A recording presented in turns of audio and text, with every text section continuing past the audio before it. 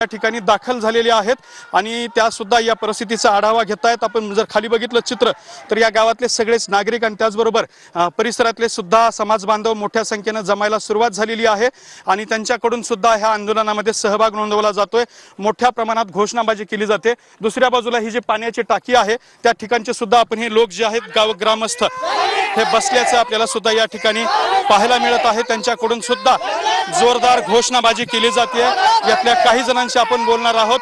तुम्ही सुद्धा पाण्याच्या टाकीवर चढलात, संतोष देशमुख पलीकडे आहेत, प्रकृती अस्वस्थ आहे त्यांची का आम्ही त्यांना तुम्ही सात जणाला तुम्ही मौका लावला पण मेन मास्टर माइंडला का मौका लावला नाही। वाल्मीकरांना जोपर्यंत 302 चा मध्ये दाखल करून मौका लावत नाही तोपर्यंत आम्ही टाकीहून खाली उतरणार नाही।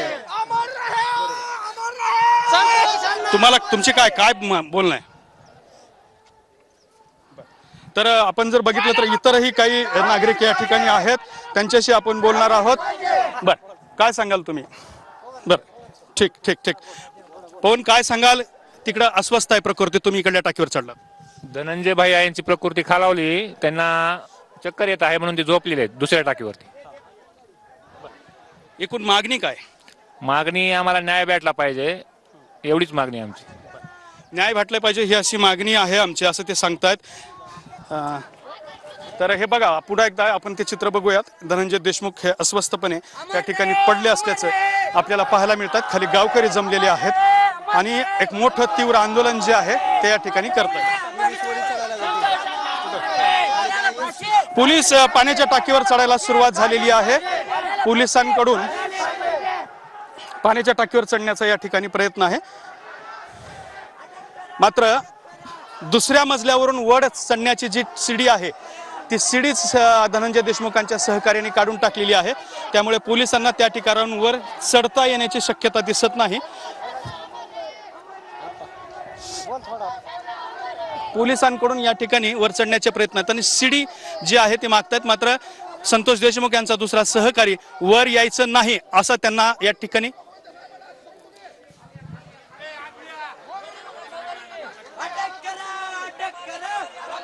पोलिसांना या ठिकाणी सांगण्यात येत आहे की तुम्ही वर यायचं नाही, वर आलात तर आम्ही उडी मारू असं या ठिकाणी म्हणतायत। त्यामुळे आता पोलीस सुद्धा खाली उतरायला लागलेले आहेत, मात्र वर येण्यासाठीची जी शिडी असते ती शिडीच काढून टाकण्यात आलेली आहे। त्यामुळे पोलिसांना वर चढणं सुद्धा या ठिकाणी मुश्किल दिसत आहे। धनंजय देशमुख हे सध्या या ठिकाणी अस्वस्थ आहेत। मला नंबर टोकाचं पाऊल उचलण्याच्या तयारीत आहेत धनंजय देशमुख। त्यांची प्रकृती अस्वस्थ झालेली आहे।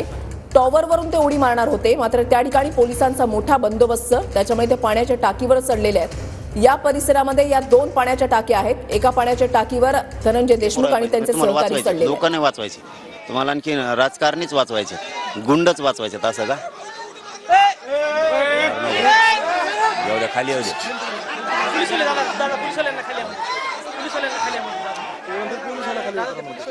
आपण या ठिकाणी बघतोय एक मसाजोग येथील ग्रामस्थ आक्रमक झालेला पाहिलो, तरुण आक्रमक पाहिला होतो। पोलीसवाल्यांनी खाली यावं नाहीतर मी उडी खातो अशी जी आहे ते त्यांनी इशारा या